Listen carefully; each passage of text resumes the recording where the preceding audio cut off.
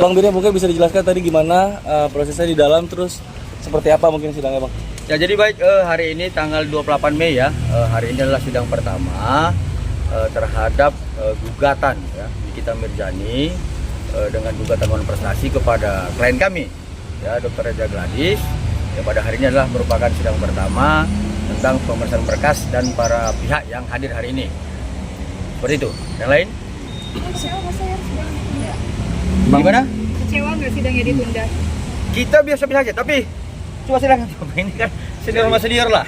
Jadi memang sidang ini ditunda karena pihak itu tergugat satu itu Kapolri dan itu tergugat dua Jaksa Agung dan PT Bumi Wesesa itu tidak hadir. Jadi sesuai dengan mekanisme yang ada di pengadilan, jika pihak-pihak yang tidak hadir maka perkara ini ditunda. Nah, sesuai dengan apa yang telah diputuskan hakim bahwa ini ditunda 2 minggu sidangnya. Itu mungkin standarnya pengadilan yang ada saat ini. Oke, ada yang lain? Bang, turut tergugatnya ini kan luar biasa nih, Kapolri, Jaksa Agung melihat hal itu seperti apa Bang? Apakah itu hal yang wajar Bang? Sebuah gugatan ini Bang? Kalau begitu, mohon dijelasin. Ini perjanjian sampai nih. Ya, jadi begini. Kita melihat Kapolri sama Jaksa Agung tidak datang. Ada 2 kemungkinan. Kemungkinan pertama, mereka mungkin lagi sibuk, sedang mempersiapkan surat kuasa kepada bidang hukumnya. Itu kan harus ke bidang hukum. Itu kemungkinan pertama.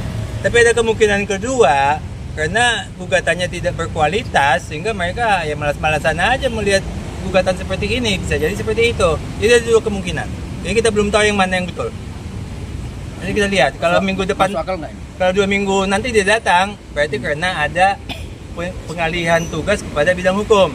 Tapi kalau nanti sampai mediasi tidak datang dipanggil lagi, berarti kualitas gugatannya memang terlalu rendah, jadi tidak perlu ditanggapin. Mungkin demikian. Ya, jadi sebagai tambahan begini, ya ini kan kita melihat adanya gugatan non prestasi soal perjanjian kerja bersama ya, dan kemudian di situ ada turut tergugat Kapolri dan Kejagung.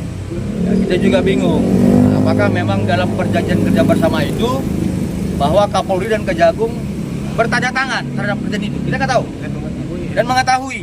Ya kita nggak tahu itu, nanti mungkin dalam pembahasan gugatan ya kita lihat apa dasar-dasar dari tersangka Nikita Mirzani menyampaikan gugatan non prestasi. Atau kita lihat seperti itu. Kalau memang benar Kapolri dan Kejagung ya bertanda tangan terhadap perjanjian kerja bersama itu, kami akan bermohon beraudiensi kepada Kapolri dan Kejagung untuk meminta agar masing-masing mereka membayar 50 miliar. Seperti itu. Ada lagi? Bang, ini sebentar lagi tanggal 2, masa penanganan akan habis gitu loh. Siap. Jadi ini masalah P21 ya. P21 silakan senior saya. Baik ya, masalah P21 itu kan proses ya, proses di Kejaksaan Agung ya, khususnya Kejaksaan Tinggi ya. Tinggi DKI. Proses Kejaksaan Tinggi DKI. Nah, itu hak ataupun kewenangan untuk mengeluarkan P21 itu ada pada Kejaksaan Tinggi DKI. Nah, kalau memang pernyataan dari penyidik itu sudah lengkap, ya mungkin pada waktu mau naik jadi penyidikan itu kan sudah ada memenuhi syarat 2 alat bukti. Dan pikir untuk menentukan itu mungkin ada kekurangan yang harus dilengkapi sifatnya, tapi itu tidak melebihi dari waktu yang ditentukan. Jadi kita pikir ya kita berharap P21 itu akan kalau memang sudah dinyatakan lengkap oleh jaksa dan ada pendapat dari pimpinan, ya itu sudah cukup syarat untuk P21 untuk proses ini perkara dilanjutkan ke pengadilan. Tapi sejauh ini sampai saat ini jaksa masih meneliti berkas, alasannya Bang? Ya. Karena kan sebentar lagi masa penahanan akan habis tanggal 2. Ya, ada petunjuk ya, ada petunjuk yang sifatnya kan koordinasi. Walaupun kita tidak tahu melalui surat, tapi ada koordinasi antara jaksa dengan penyidik. Nanti tidak tertulis, tapi akan mempercepat proses itu. Nah, kalau masa penahanan itu tetap, itu kan ada kewenangan. Tapi saya pikir jaksa juga kan harus tahu batas-batas. Sepakat tembusan sudah sampai ke jaksa. Batas waktu penahanan ini bagaimana kan gitu. Itu aja mungkin. Jadi begini, tambahan ya. Karena ini ancamannya di atas 9 tahun, sehingga kemudian penahanan di pihak penyidik itu 120 hari. Ya, jadi kalaupun berakhir penahanan PN1 di tanggal 2 Juni akan diperpanjang 2 Juli gitu, seperti itu. Tapi kami yakin kalau kemudian pihak penyidik telah memanggil saksi O dan saksi S ini pasti P21. Saya seperti itu. Tapi sejauh ini kan pihak kepolisian tidak menjalankan petunjuk jaksa sepertinya. Tidak Nah, memanggil dua itulah itu yang lagi. membuat kami melakukan upaya memohon gelar perkara khusus ya kepada pimpinan penyidik, Kabar Reskrim, Irwasum, Karwesi dan Kapolri untuk kemudian dibongkar. Ya, apa sebenarnya kendala-kendala penyidik sehingga tidak memanggil saksi O dan saksi S.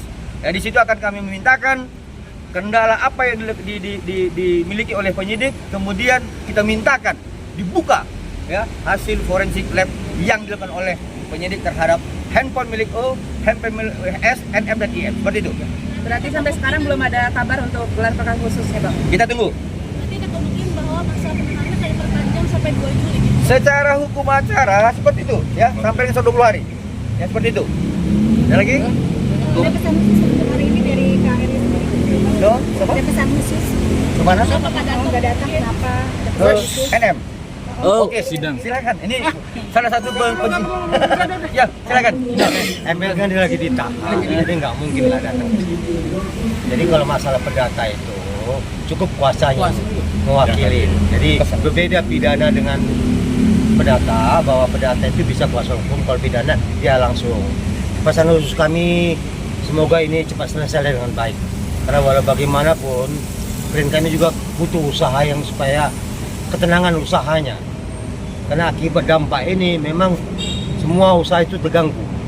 Karena kami harapkan bahwa baik NM dan timnya, udahlah kita cari solusi yang terbaik bagaimana supaya ini selesai dengan baik. Secara mekanisme hukum, silakan jalan mekanisme hukum.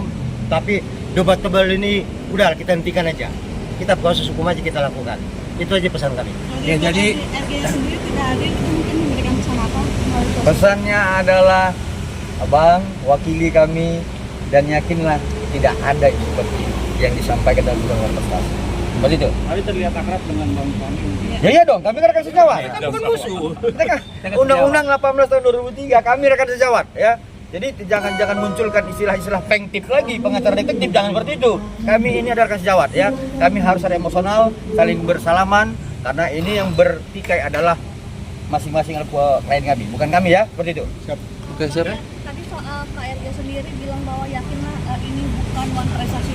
Sempat tadi Bang Fahmi ngomong bahwa melakukan ikat janji kan Bang. Nanti Itu sudah masuk ke dalam pokoknya. Jadi kami tidak membahas ke sana karena ini masih proses awal persidangan. Ya kita lihat aja perkembangan. Mekanisme kita jalankan. Oke? Yang bikin KRG yakin bahwa ini bukan one prestasi. Ya kan ada dokumen sama kami. Tunggu, si Pembuktiannya. Ade ini pertanyaannya, kan ada one prestasi, ada ingkar janji, itu sama. Jadi jangan terkecoh, ini bukan one prestasi tapi ingkar janji, itu sama. Bahasa Indonesianya ingkar janji, Iya. bahasa hukumnya apa? Pembuktian ada sama kami, seperti itu. Katanya Bang Fahmi bilang ini adalah janji apa? Nanti kita buktikan dalam persidangan ya. Ini adalah perdata pembuktian formil. Ayo kita buktikan dalam persidangan nanti ya. Satu itu juga kan nggak mungkin kami buka strategi kami dalam Iya menghadapi dong. gugatan ini. Jadi jangan aja, silakan aja dinyatakan one prestasi, silakan. Tapi kami punya bukti-bukti yang cukup valid. Berarti ada Ya. bukti kuatnya untuk Cukup kuat, ini cukup sesuai kuat. Bang. Waduh. Cukup kuat. Kalau ada 100%, 100%. Bukan 100 lagi, lebih lagi. Ya, seperti itu. Oke?